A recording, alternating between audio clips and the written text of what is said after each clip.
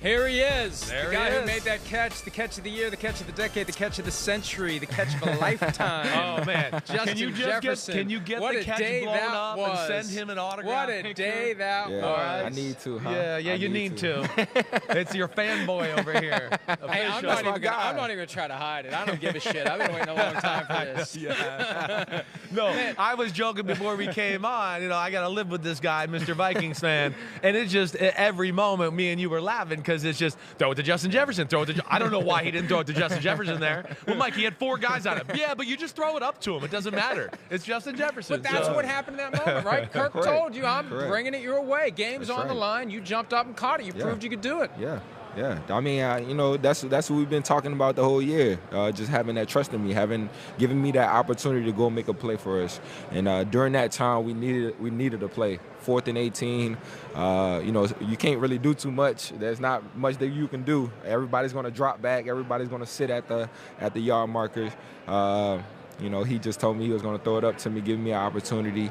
And it's one of the biggest plays that happened, especially this year. I mean, what is it about the NFL game that you have just come in and been so comfortable with? I mean, you were the man in college, don't get me wrong. Yeah. But we're talking Randy Moss type stuff. And it's what about the NFL game that suits you so well? I don't know, man. I just have that confidence with me. I always had that confidence with me as soon as I step on that field. That goes with the chains that I'm wearing, to the glasses that I'm wearing pregame. All of that is just having that confidence, having that swagger out on that field. And then I'm in that playmaker, man. I'm in that mode, and when I get on that field, and I wanna kill everybody that steps in front of me. And I always had that chip on my shoulder ever since I got into the league. So I always carry that every single game I play. So like in the NFL though, do you feel like they know how to feature guys like you more though, at least? For sure. It's more of a business, and it's more of a just get our best guy the ball all the time. Right. It's not like it's not like college where you have so many good guys on what team, right? And you want to give everybody the ball, right? Nah, here's this. We want to win, and we got to get the best player the ball. Yeah. And I feel like we've been doing that this whole year, and KO definitely helped out with that. Yeah. When we talked to you last year at the Super Bowl in LA, Justin, Kevin O'Connell had just gotten the job. You were very excited about it. You envisioned that you would be the Cooper Kupp of that offense. We're a year in. How do you feel about the first season, and what do you want to see change year 2? Well, I felt like it was a great first year for him to come into the building. Not having a good year the past year. Knowing the role that he was going to make me play coming into the building, and I was excited as soon as I heard the news. And as soon as I seen the playbook, I was even more excited. Him being able to motion me in so many different places, being inside, being outside, backfield. It was so many different things that I could do in the offense. Where it got difficult is when they started tripling me, doubling me, and just trying to take me away from the game.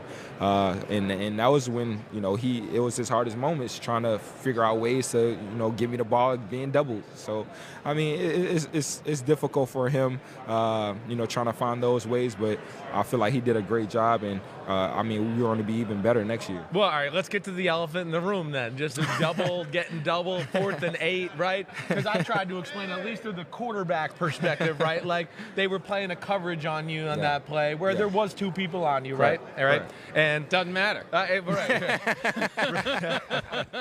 Doesn't matter. Well, but there is something to that. I mean, I'm sure you would probably go, just still give me the shot. I'll go up and get it. Yeah, but you don't get mad at a quarterback for a play like that, right? Explain that to people a little. Yeah. No. Well, I do. a lot of people. Kirk's not coming on this week, so I can say it don't really He's matter. letting it go. He's letting it fly. He's no one liking the Kirk Cousins right now. Well, a lot of people don't really see the whole picture of the play. They see only a cutoff of, the routes that we run. Right. But it definitely was a double team during that moment. Of course, they're going to double me 4th and 8 when we need that catch. We need those yards. But there was many moments where Kirk gave me that type of ball, and I was able to go up and grab it. And I definitely felt at that moment I wanted him to do it. Just give me the chance, right? I wanted, of course, the best receiver on the field, the best player on the field, I felt like I should have got that ball, but it is what it is. I wasn't mad about it. I wasn't hurt about it. Of course, I would wanted that opportunity to get that first down and for us to go make a game-winning touchdown drive.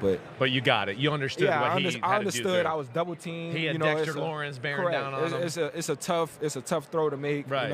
I wasn't tripping on it, but of course I would have wanted that opportunity. So he's telling you to back off a little. Back off Kirk Cousins a little. He's still got to work with the guy. I don't. Very true. It all ended so abruptly, though. That was the word that Coach O'Connell used, Kirk Cousins used, because it felt like you guys were just going to, like always, we're just going to go down, go for two maybe, forget about overtime, and then punch the ticket to the next one, and it all ended so quickly. That's what was hard, I think, for a lot of people to process. Yeah. And, of course, being in the first round of the playoffs, the whole year people have been telling us, we're fluking, we've been getting by the skin of our teeth, having, all of those close game wins. Yeah. But, those games don't come easy. Winning in the NFL is very, very hard. It's especially to go 11-0 in close game wins. It's something that I felt like just didn't just happen. I felt like we came together. We were situational masters. We went over situation all the time. So I felt like the coaching staff did a great job by doing that, especially towards that late game, going and trying to score on that late drive. So you expect that vibe to continue next year, that toughness, that grit, that ability to pull out the close wins because you understand situational football. The coaching staff has you guys locked in. You guys kind of transform to a higher level when it's time to go get the win. Yeah, of course, I don't want to be in those type of close games. I want to be up by 21 points and just be cool and chilling on the sideline. Right. That's what we want. We were like, man, we didn't have not one game where we just blew out a team. We just cleanly destroyed them. Yeah. And every single game we was like, this the game. Yeah. This game. All right, nah, this the game. Nah, all right, this the game. And it just didn't happen. But, it happens like that. Sometimes it happens like that. Sometimes we got to get those close game wins. And hopefully next year, we don't have to worry about that. I always like to, because you're very secure in yourself, so you give honest answers. Like, who gave you your toughest challenge this year? Who was the guy, and I got your schedule here in case you want to, but who was that DB that you're like, damn, I didn't think I was going to have that type of day, or he made me earn my money that day? I know you and Jair were going back and forth a little bit. Honestly, I couldn't tell you this year because not one really corner played me felt like man locked to man. You up a lot or did that. Played me man to man. Right. I feel like it was a lot of cover two man with a safety over top. Right. So if there was somebody that really played me man to man the whole game, I would definitely tell them. But I feel like I got a lot of double teams, a lot of triple teams this season more than others. So let me ask you one more along those lines. Give me a receiver right now that you got your eye on football that you kind of just go, ooh, like that guy is the real deal and he's not getting the love like he deserves, right? And here's some of the top receivers in the game right now if you want to look at them, right? But anybody that you guys played or anybody that you looked at that you were like, wow, man, I didn't realize he was that, or I got mad respect for his game. People don't realize how good he is. Oh, yeah, Amon St. Brown for sure. Yeah, for sure. I feel like he definitely is on the come up. Just talking to him at the Pro Bowl, being with him at the Pro Bowl, he's a cool guy, and he's a great player. Yeah. Just seeing his film, playing up against him twice a year. He's on the come up for sure. He's a great player, and I'm definitely looking forward to going up against him next year. Yeah.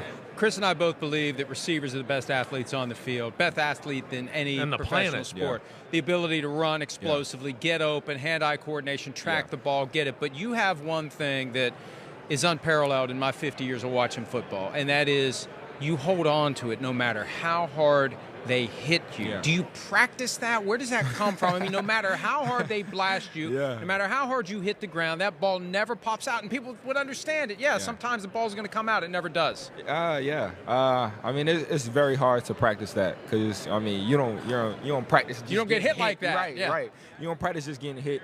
I just feel like it's all about just concentrating on the ball, having strong hands, strong grip. And just wanting it. I just feel like I always had that dog in me as soon as I step on the field. So whenever the ball is in the air, I'm trying to hold on to it. I'm trying to go grab it. And I definitely felt like I got targeted a couple of times this year, just by safeties looking me dead eye to eye and waiting for me to make that inside cut. So I just been trying to do whatever it takes to make our team have more momentum and give us that extra edge.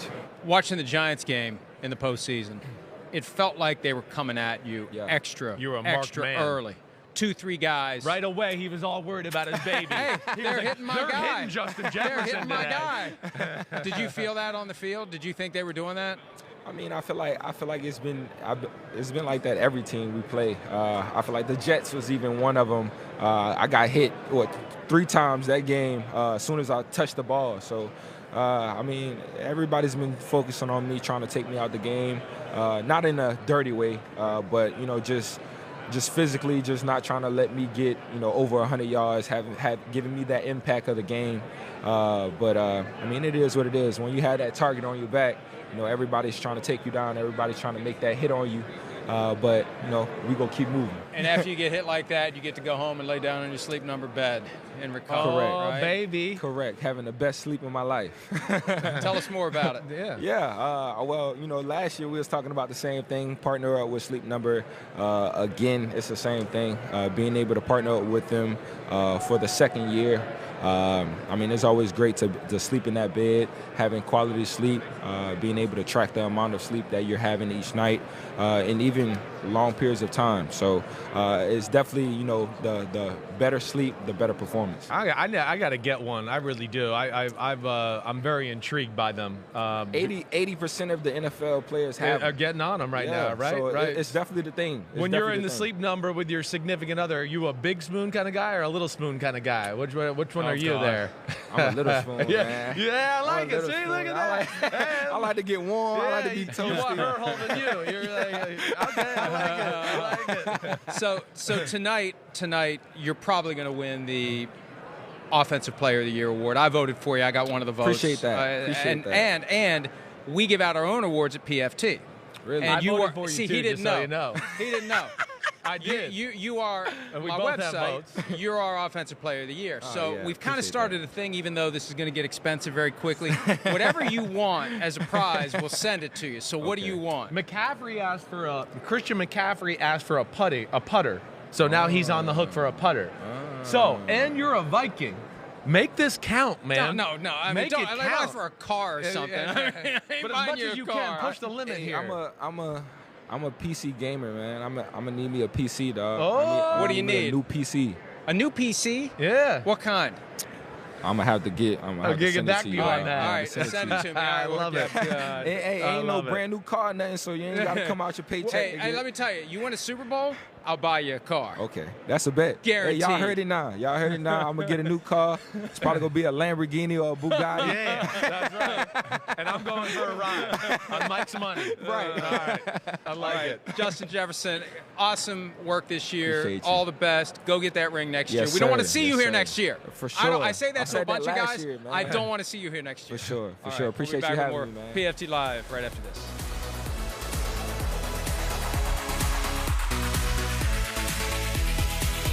Hi, it's Mike Florio. Thanks for watching PFT on YouTube. Hit subscribe for the latest news and analysis from Pro Football Talk.